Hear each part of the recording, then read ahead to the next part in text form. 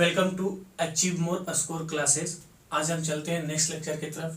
पिछले क्लासेस में जैसे हमने पढ़ा था इनवर्स ट्रिग्नोमेट्रिक फंक्शन में कि ट्रिग्नोमेट्रिक फंक्शन के अंदर इनवर्स ट्रिग्नोमेट्रिक फंक्शन आता था तो किस तरह से हमें रिजल्ट जो मिलते थे, आउटपुट जो मिलते थे वो किस तरह से मिलते थे, वो हमने देखा था पिछले क्लासेस के अंदर में। लेकिन आज हम बात करेंगे कि अगर किसी इनवर्स ट्रिग्नोमेट्रिक फंक्शंस के अंदर जब ट्रिग्नोमेट्रिक फंक्शन आता है तो क्या रिजल्ट हमें देता है, क्या आउटपुट हमें जनरेट करके देता है, उस चीज़ों के बारे में आज हम लोग पढ़ेंगे। तो आज हम क्लास स्टार्ट करते हैं।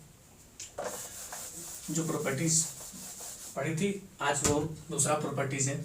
उस प्रॉपर्टीज में है कि अगर किसी इनवर्स ट्रिग्नोमेट्रिक फंक्शंस के अंदर अगर कोई ट्रिग्नोमेट्रिक फंक्शन आ जाए, तो वो वैल्यू क्या जनरेट करेगा। ठीक है, कहने का मतलब ये है कि जैसे मान लो अगर इस तरह का एक्सप्रेशन दिखेगा कि साइन इनवर्स के अंदर में साइन एक्स आ गया। आप समझ रहे हैं कि साइन इनवर्स क्या है कि इनवर्स ट्रिग्नोमेट्रिक फंक्शन है, उसके अंदर में क्या है ट्रिग्नोमेट्रिक फंक्शन आ गया। तो ये जो वैल्यू जो जनरेट करेगा ना, ये जो वैल्यू जनरेट करेगा वो क्या देगा, इसके बारे में आज हम पढ़ेंगे। काफ़ी इंपॉर्टेंट प्रॉपर्टीज है और इस पर बहुत सारे सवाल भी बनते हैं, जेईई मेंस में बनते हैं, जेईई एडवांस में बनते हैं। प्लस आप जब बोर्ड की तैयारी कर रहे हैं, सीबीएसई बोर्ड हो या किसी भी स्टेट बोर्ड के एग्जाम हो, उसमें आपको इससे क्वेश्चंस बहुत ज़्यादा ही आते हैं। तो आपको इस चीज़ को ध्यान से पढ़ने की ज़रूरत है। तो चलिए हम एक चीज़ देख लेते हैं कि मान लीजिए इसको हमने y मान लिया। ठीक है, उस समय के लिए हमने y मान लिया। जब हमने y मान लिया तो ये जो एक्सप्रेशन दिख रहा है y equal to sine inverse of sine x, तो यहाँ पे चलिए फॉर एग्जाम्पल हम x की जगह पे x कुछ वैल्यू लेते हैं। ठीक है, x वैल्यूज मान लो x π/3 ले लिए। ठीक है, मतलब x की वैल्यू जिसमें π/3 इनपुट में डालेंगे तो आप देख लीजिए कि y कितना आएगा, साइन इनवर्स ऑफ साइन π/3। ठीक है, साइन π/3।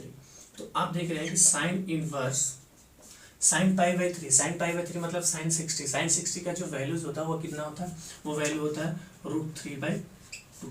ये होता है कितना, √3/2। अब देख रहे हैं कि साइन इनवर्स जो है ना वो √3/2 है। तो साइन इनवर्स √3/2 कितना देता है आपको पता होगा। तो साइन इनवर्स √3/2 जो वैल्यूज हमें जनरेट करके देता है वो कितना देगा, π/3 देगा। π/3 देगा ना, क्योंकि साइन π/3 का वैल्यू कितना होता है, √3/2 होता है। तो साइन इनवर्स √3/2 कितना देगा, π/3। तो आप यहाँ देख रहे हैं कि y जो हो गया ना वो कितना है, π/3, जो कि x के बराबर है। क्यों, क्योंकि x भी हमने π/3 डाला था, x भी हमने क्या डाला था, π/3 डाला था। तो y यहाँ पे क्या आ गया, आप यहाँ से देख रहे हैं कि जो इक्वेशन आया वो क्या है, y is equals to x. y is equals to ये x आया कब, जब हमने x की वैल्यूज को π/3 इनपुट में डाला है इस एक्सप्रेशन में, तब इस इक्वेशन में। अगर हम वही बात करते हैं, ध्यान से देखेंगे इन चीज़ों को, अगर हम यही बात करते हैं कि अगर x की जगह पे हम 2π/3 डाल के देखते हैं, x की जगह पे 2π/3 इनपुट में डाल के देखते हैं तो y कितना आ रहा है, तो y साइन इनवर्स साइन 2π/3।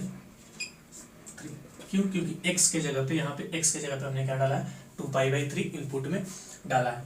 अब बात करते हैं कि साइन इनवर्स साइन 2π/3 कितना होगा। तो साइन 2π/3 हम देखते हैं कि इस क्वाड्रेंट में, तो ये हो गया आपका सेकेंड क्वाड्रेंट। और सेकेंड क्वाड्रेंट के केस में साइन जो होता है वो क्या होता है, पॉजिटिव होता है। साइन और कॉसेक पॉजिटिव होता है, मतलब इसका जो वैल्यू आएगा वो पॉजिटिव वैल्यू देगा। और साइन 2π/3 मतलब जो 120 का जो वैल्यू होगा, मतलब जो 160 का जो 60 का साइन 60 का जो वैल्यू होगा वही साइन 120 का वैल्यू होगा। तो आप देख लीजिए यहाँ पे जो वैल्यूज हमें मिलेंगे वो क्या मिलेंगे, √3/2 मिलेंगे। अगर हम x में 2π/3 x डालेंगे तो साइन 2π/3 कितना देगा, √3π/2 हमें क्या देगा, आउटपुट देगा साइन 2π/3। अब देखिए कि साइन इनवर्स जब √3/2 हम देखेंगे तो साइन इनवर्स √3/2 कितना आएगा, जहाँ पे यहाँ पे देख लीजिए साइन इनवर्स √3/2 कितना दिया, π/3। तो यहाँ देगा क्या, π/3। तो क्या जो हमने x यहाँ डाला था वही हमको y मिला है, नहीं मिला है, वहाँ पे y नहीं मिला, मतलब नॉट इक्वल टू x। लेकिन आप यहाँ देख रहे होंगे कि x हमने π/3 डाला तो y भी π/3 दिया, लेकिन यहाँ पे जब हमने x 2π/3 डाला तो y कितना दिया, π/3 दिया। तो क्या हम देख सकते हैं कि यहाँ पे y not equals to x है, लेकिन यहाँ पे y क्या है, x है। ये कब पॉसिबल है, आप सोच रहे हो कि ये कैसे हो गया। ये होने का रीजन ये है कि अब देखिए x π/3 मतलब क्या है कि साइन इनवर्स एक्स का जो रेंज होता है ना, अगर हम इसका बात करें, ये क्या साइन इनवर्स एक्स है, तो साइन इनवर्स एक्स का जो रेंज होता है वो कहाँ से कहाँ तक होता है, -π/2 से π/2 क्लोज ब्रैकेट, ठीक है। तो -π/2 से π/2 के बीच में क्या π/3 आ रहा है, यस आ रहा है। मतलब जब हम x की वैल्यूज -π/2 से π/2 अगर इसमें डालेंगे तब जाकर के क्या हमें वैल्यूज मिलेंगे, वो भी y भी जो मिलेगा वो -π/2 से π/2 मिलेगा, तब जाकर के y = x होगा। लेकिन यहाँ पे क्या, यहाँ पे x हमारा -π/2 से π/2 है नहीं है, ये क्या है, ये इस रेंज से बाहर है। जब इस रेंज से बाहर है तो यहाँ पे y ≠ x, यहाँ पे जो इक्वेशन बना है वो y ≠ x है। तो हमारे कहने का मतलब ये है कि ये जो चीज देख रहे हैं ना कि y = sin inverse sin x क्या देगा, ये देगा x। कब देगा, जब x जो होगा ना, जब x होगा वो क्या होगा, वो होगा जब range of sine inverse x से बिलोंग करेगा, range of sine inverse x।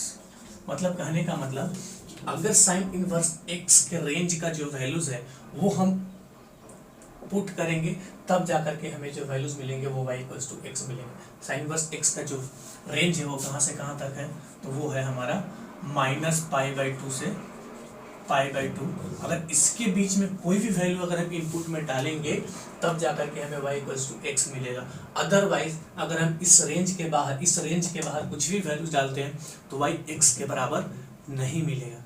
तो यहाँ पे बात होती है कि ठीक है, जब y x तब मिल रहा है जब इस रेंज के अंदर का जो वैल्यूज डालते हैं, लेकिन जब हम इस रेंज के अंदर का जो वैल्यूज, बाहर का जो वैल्यूज डालेंगे, इस रेंज से बाहर का जो वैल्यूज डालेंगे, तब हमें जो ये जो हमें बड़ा सा एक्सप्रेशन दिख रहा है, एक छोटा सा एक्सप्रेशन, ये एक्सप्रेशन क्या वैल्यूज देंगे, तो इसके बारे में हम पढ़ते हैं कि हाँ इसके बारे में जो ये जो देगा, अगर इस रेंज से वैल्यू को बाहर इनपुट में डालेंगे तो क्या देगा, तो उसका हम एक्सप्रेशन की बात करते हैं। आप यहाँ तक इन चीज़ों को नोट कर लीजिए, ठीक है। आगे की हम बात करते हैं, ठीक है।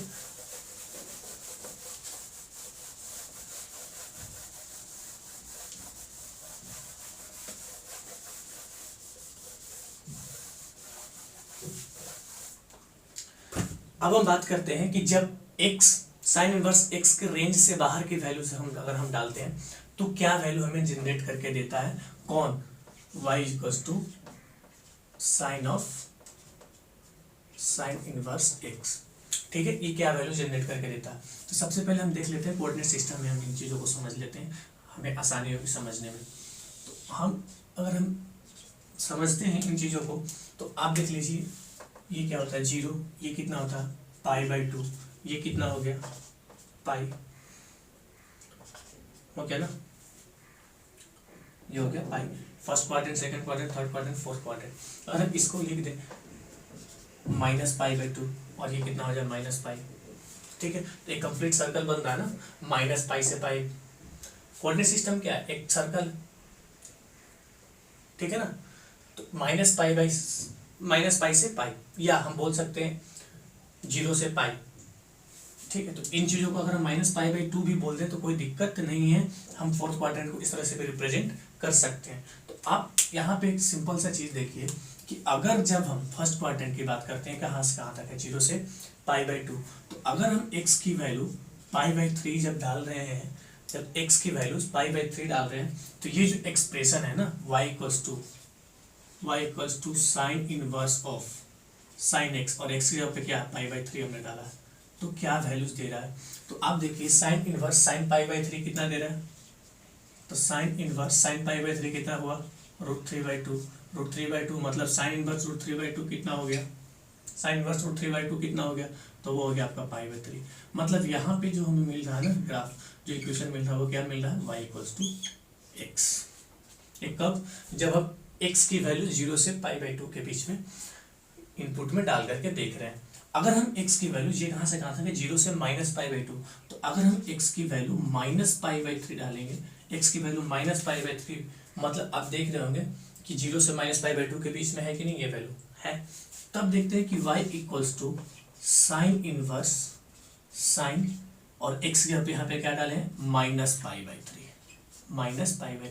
तो ये क्या जनरेट करके देगा, तो साइन इनवर्स और साइन के अंदर कुछ भी नेगेटिव वैल्यूज होगा वो नेगेटिव को बाहर कर देता है, और जब नेगेटिव को बाहर करेगा तो साइन इन्वर्स के अंदर नेगेटिव हो जाएगा, वो भी क्या करता है नेगेटिव को बाहर कर देता है। तो माइनस को हम लोग नेगेटिव को पहले ही बाहर कर लेते हैं और साइन इन्वर्स साइन π/3 बच जाएगा, जो कि ये वैल्यूज देगा कितना π/3। तो मतलब ये -π/3 हो गया। तो आप देख रहे होंगे कि x जितना हमने डाला था वो क्या y भी दे दिया, मतलब ये x के बराबर हो गया, मतलब यहाँ भी y जो है वो क्या है x के बराबर है। तो हम ये डायरेक्टली बोल सकते हैं कि जब x की वैल्यूज -π/2 से π/2 डाल रहे हैं तो क्या दे रहा है y = x दे रहा है, जो कि हमने पिछले अभी जो हमने पढ़ा उसमें भी क्या देखा था कि जब x की वैल्यूज -π/2 से π/2, that means sine inverse x की रेंज है कि नहीं, ये -π/2 से π/2।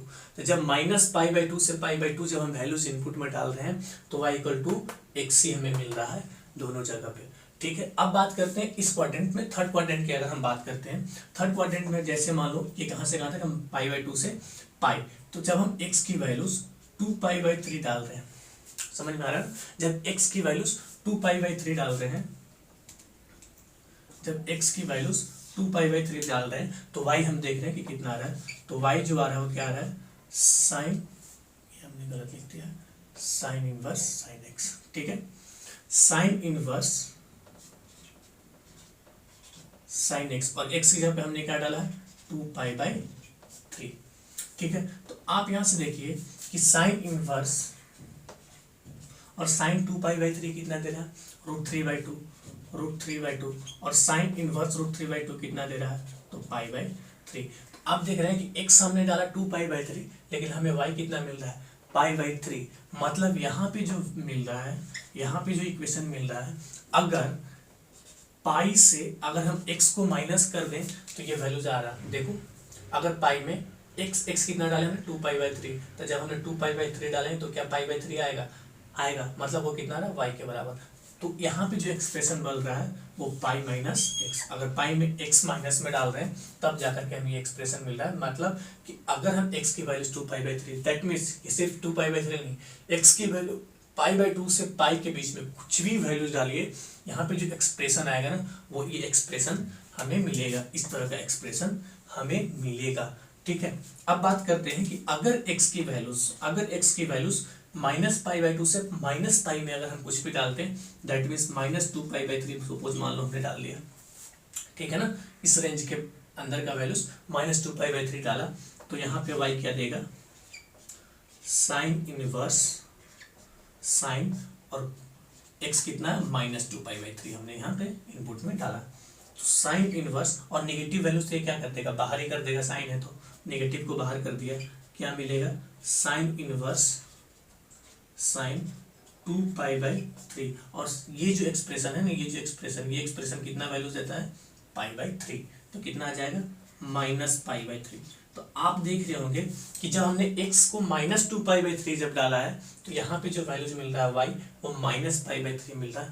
दैट मीन्स यहाँ पे जो एक्सप्रेशन मिल रहा है ना वो क्या मिल रहा है -x डालिए और कितना मिल रहा है -x में अगर -π को माइनस कर दे तो ये एक्सप्रेशन हमें मिलेगा। क्यों? क्योंकि देखो -x दैट मीन्स हमने क्या डाला -2π/3, तो -2π/3 मतलब माइनस का साइन डाला तो 2π/3 माइनस पाई जब करेंगे तो कितना मिलेगा हमें, यहाँ पे हमें कितना मिलेगा तो वो मिलेगा हमें -π/3। मतलब यहाँ पे जो एक्सप्रेशन बन रहा है ना, कब, जब हम x की वैल्यूज -π/2 से पाई में डाल रहे हैं तो ये एक्सप्रेशन मिल रहा है y = -x - पाई।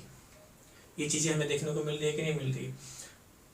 ये कब देगा, ये एक्सप्रेशन कब x देगा, ये x कब देगा, वो तभी देगा जब x की वैल्यू, जब साइन इनवर्स x का जो रेंज में अगर हम कुछ भी वैल्यूज इनपुट में डालेंगे, दैट मीन्स x की वैल्यू -π/2 से π/2 डालेंगे तो y = x देगा। लेकिन वहीं हम -π/2 से -π में अगर हम वैल्यूज डालेंगे तो वो इस तरह का एक्सप्रेशन जनरेट करके देगा, और जब π/2 से पाई के बीच में अगर कुछ वैल्यूज डालेंगे तो वो इस तरह का एक्सप्रेशन जनरेट करके देगा। तो अगर आप चाहते हैं, अगर आपसे याद हो जाए तो आप इन चीज़ों को याद कर लेंगे, लेकिन हम बोलेंगे कि इन चीज़ों को याद करने की कोई ज़रूरत नहीं है, आप इसको आसानी से आप समझ सकते हैं जो भी हम आगे बताने वाले हैं। तो आप इन चीज़ों को समझ के देखिए।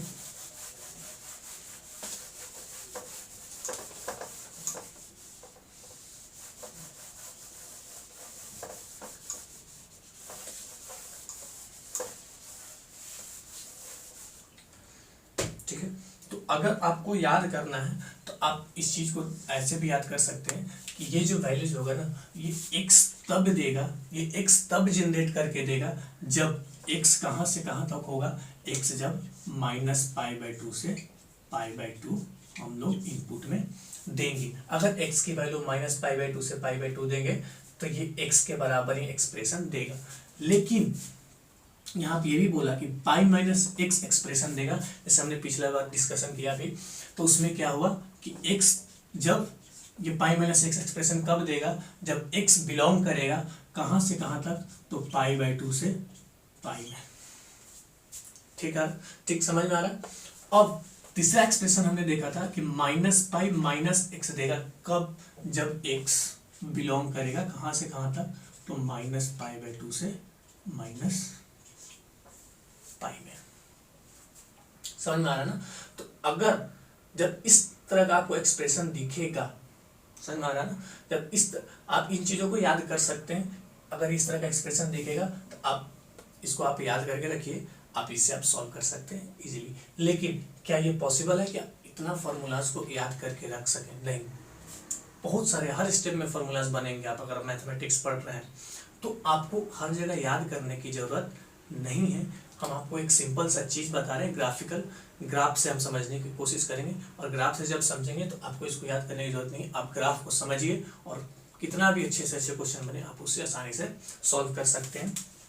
तो आप चलिए देखते हैं, हम लोग यहाँ पे हम लोग कोऑर्डिनेट सिस्टम बनाते हैं। ठीक है, जब हम यहाँ पे कोऑर्डिनेट सिस्टम बनाते हैं तो यहाँ पे हम लोग देख रहे हैं कि ये हो गया हमारा x एक्सिस, ये हो गया हमारा y एक्सिस। ठीक है, हो गया हमारा y एक्सिस। अब देखिए यहाँ पे हम ये कितना हो गया, π/2 पाई, ओके, और यहाँ चले जाएंगे यहाँ पे तो 3π/2, ऐसे ही जाएंगे तो 2π, इस तरह से जाएंगी चीज़ें।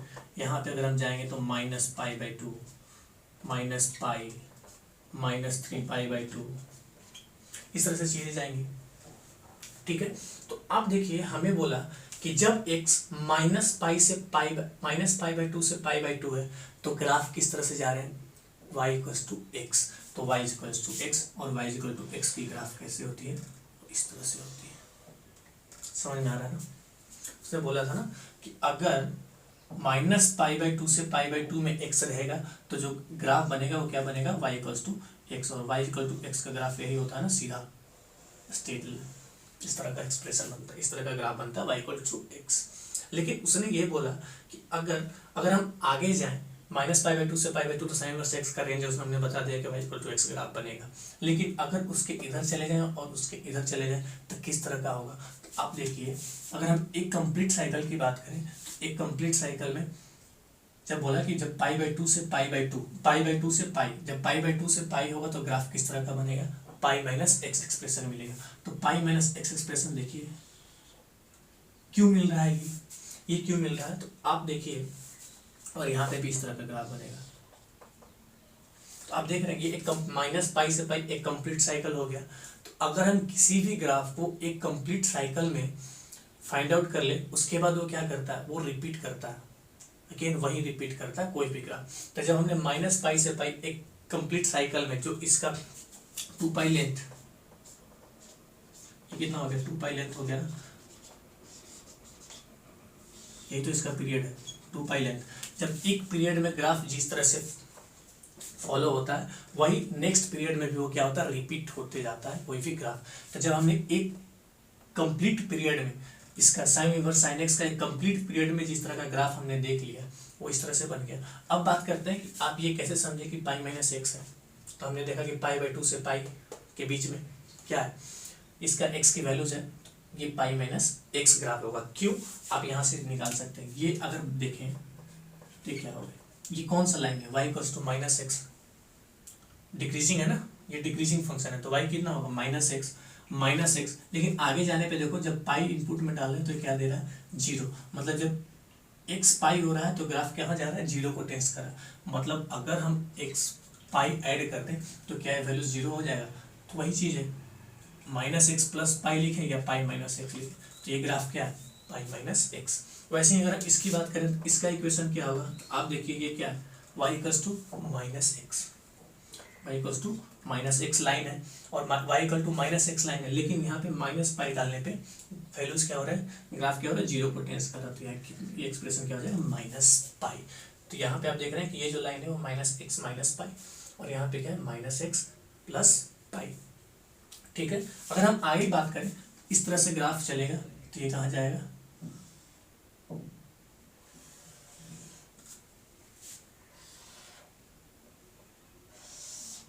ये हो जाएगा आपका माइनस टू पाई।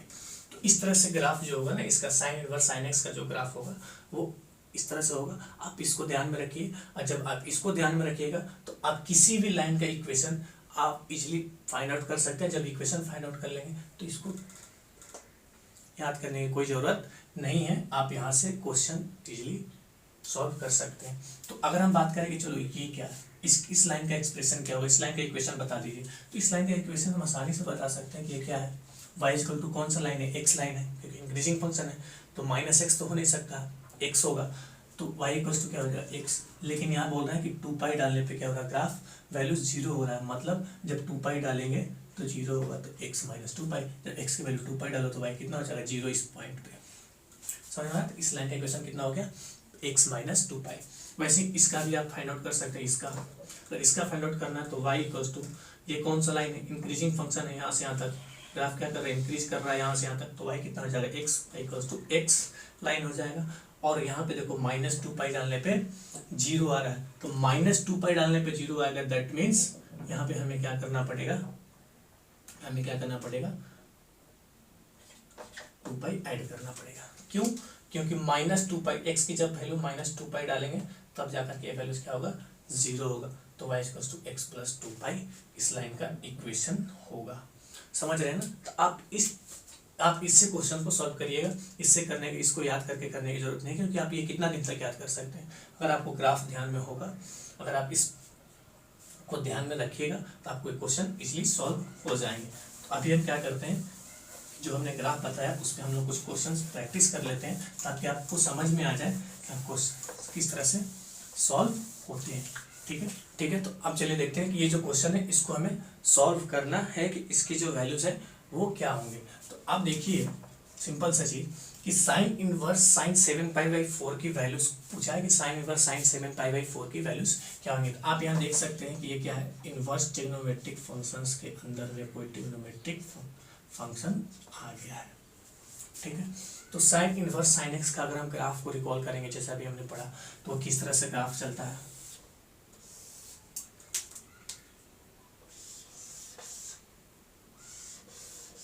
इस तरह से ग्राफ चलता है, इस तरह से ग्राफ चलता है। ये जो वैल्यूज होता है वो क्या होता है, π/2, ये क्या होता है π/2, यहाँ पे जो होता है ये कितना होता है -π/2, ये जो होता है ये कितना होता है पाई होता है। यहाँ अगर हम बात करते हैं कितना होता है -π होता है, यहाँ पे अगर हम बात करते हैं कितना होता है -3π/2 होता है, और यहाँ पे अगर हम बात करें तो कितना होता है 3π/2 होता है। तो इस तरह से आपका क्या होता है, sine inverse of sine x का ग्राफ है। ठीक है, अब देखिए इसने बात किया 7π/4, 7π/4 ये क्या हो गया 2π, तो 7π/4 क्या 2π से कम है या ज़्यादा है, हम इसको देखेंगे। 7π/4 क्या है, 7/4 मतलब 2 से कम, जब 2 से कम तो इससे पहले ये 2π है तो 2π से कम है मतलब इधर होगा ये। ठीक है, अब इधर हो, अब देखेंगे 3π/2 से ज़्यादा है क्या, तो 3π/2 कितना होगा 1.5 समथिंग। ठीक है, लेकिन 7π/4 की अगर हम बात करें तो कितना हो जाएगा 1.5 से ज़्यादा होगा। तो जब 1.5 से ज़्यादा होगा मतलब ये लाइन यहाँ पे कहीं 7π/4, इधर कहीं 7π/4 लाइन करेगा। ठीक है, जब यहाँ 7π/4 लाइन करेगा मतलब यहाँ पे ये कोई वैल्यूज होगा, ये जो लाइन है यहीं पे कहीं वैल्यूज होगा इसका। ठीक है, तो अगर हम इसकी बात करें तो ये कौन सा लाइन है, इसका अगर हम इक्वेशन फाइंड आउट करें तो y ये क्या है, इंक्रीजिंग फंक्शन है मतलब y इक्वल्स टू एक्स है। ठीक है, y इक्वल टू एक्स है, लेकिन यहाँ पे क्या है 2π डालने पे जीरो, मतलब 2π डालने पे जीरो, तो x -2π, अगर -2π करेंगे तब ना 2π अगर x में डालेंगे तो क्या देगा जीरो, मतलब इस लाइन का जो इक्वेशन है वो कितना हो गया y इक्वल्स टू x -2π। मतलब अगर हम बात करें, अगर इसकी बात करें, अगर हम इसकी बात करें तो भाई ये जो वैल्यूज है वो कितना देगा x -2π एक्सप्रेशन देगा, x -2π, और यहाँ पे x क्या है तो x यहाँ पे है बच्चा 7/4, और 7 पाई/4, तो 7 पाई/4 -2 पाई अगर हम करेंगे तो कितना आएगा -पाई/4। मतलब ये जो एक्सप्रेशन दिख रहा है इसका जो वैल्यू जाएगा वो क्या होगा -पाई/4। अगर इस तरह से अगर हम बात करें तो ठीक है, तो हम देख लिया कि इसका जो एक्सप्रेशन है वो कितना हो गया -पाई/4। ठीक है, इसकी वैल्यूज हमने फाइंड आउट कर लिया। और एक तरीका है इसको हम सॉल्व कर सकते हैं। ठीक है, कैसे सॉल्व करेंगे तो आप देखिए साइन इनवर्स 7 पाई/4 यही था ना, इसी का वैल्यू चाहिए। तो साइन इनवर्स साइन 7 पाई/4 को हम लोग क्या लिख सकते हैं, साइन, आप ध्यान से देखिए इसको हम लोग लिख सकते हैं 4 पाई - पाई/, ये लिख सकते हैं 2 पाई - पाई/4 लिख सकते हैं क्या, क्यों, क्योंकि इसको सॉल्व करके देखिए 7 पाई/4 आ रहा है, यस ऑफ कोर्स आ रहा है। तो जब ये आ रहा है तो साइन इनवर्स और साइन 2 पाई - पाई/4 क्या देगा 2 पाई माइनस, तो 2 पाई माइनस कितना फोर्थ क्वाड्रेंट, और फोर्थ क्वाड्रेंट में साइन क्या होता है नेगेटिव, तो क्या देगा -sin π/4 देगा, -sin π/4 देगा।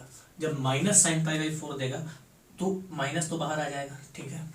और साइन इनवर्स sin π/4 कितना 1/√2, तो 1/√2, तो साइन इनवर्स 1/√2 कितना π/4, तो -π/4। तो क्या आप देख रहे हैं यहाँ से भी -π/4 आ रहा है, इस एक्सप्रेशन से भी -π/4 आ रहा है। तो आप कहेंगे अच्छा तो इतना करने का क्या जरूरत है, जब हम इतना आसानी से जब इस मेथड से जब हम क्वेश्चंस को सॉल्व कर लेते हैं तो इसको करने की क्या जरूरत है, ये जो आपने प्रोसेस किया ग्राफ बनाया, जरूरत है। अगर जरूरत है तभी इसको बताया गया, वरना बताने की कोई जरूरत नहीं थी। क्या जरूरत है इतना लंबा एक्सप्रेशन करने की, लेकिन इसे से बन जाता, छोटा सा एक्सप्रेशन 3 स्टेप में क्वेश्चंस बनेगा, इससे बनाने की क्या जरूरत थी, है जरूरत, ठीक है। तो आप देखिए अभी हम बता रहे हैं और जो अभी हम क्वेश्चन देने वाले हैं उसी से क्वेश्चंस आते हैं, उसी तरह के क्वेश्चंस आते हैं, तो आप चीज़ों को ध्यान में देखिए, ठीक है। तो अभी हम इसको मिटाते हैं, अगर नोट कर लिए हैं तो ये जो क्वेश्चन है इसका हमको वैल्यूज फाइंड आउट करके बताना है कि इसका जो वैल्यूज होगा वो क्या होगा, ठीक है। तो साइन इनवर्स साइन 7 की वैल्यूज पूछा है कि साइन इनवर्स साइन 7 की वैल्यूज क्या होंगी। तो हमने जो अभी प्रॉपर्टीज पढ़ा कि इनवर्स ट्रिग्नोमेट्रिक फंक्शन के अगर इनवर्स ट्रिग्नोमेट्रिक फंक्शन के अंदर कोई ट्रिग्नोमेट्रिक फंक्शन आ जाए तो उनको किस तरह से सॉल्व करते हैं। तो आप देखिए कि यहाँ पे क्या साइन 7, यहाँ तो कोई एंगल दिया ही नहीं है, लेकिन यहाँ पे जो 7 है ना वो रेडियन में है, 7 क्या है रेडियन में, ठीक है।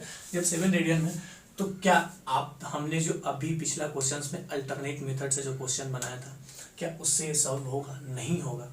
अब यहाँ पे जो सॉल्व होगा ना, जो हमने ग्राफिकल मेथड्स बताए थे वो उसी से सॉल्व हो सकता है ये क्वेश्चन, अदरवाइज उस अल्टरनेट मेथड से क्वेश्चन सॉल्व नहीं हो सकता है। और इसी तरह के क्वेश्चंस आते हैं, ठीक है, हमारे जेईई मेंस एडवांस में। तो आप देखिए कि साइन इनवर्स साइन एक्स का पहले हम ग्राफ बनाएंगे, तो ग्राफ किस तरह से जाता है, यही जाता है,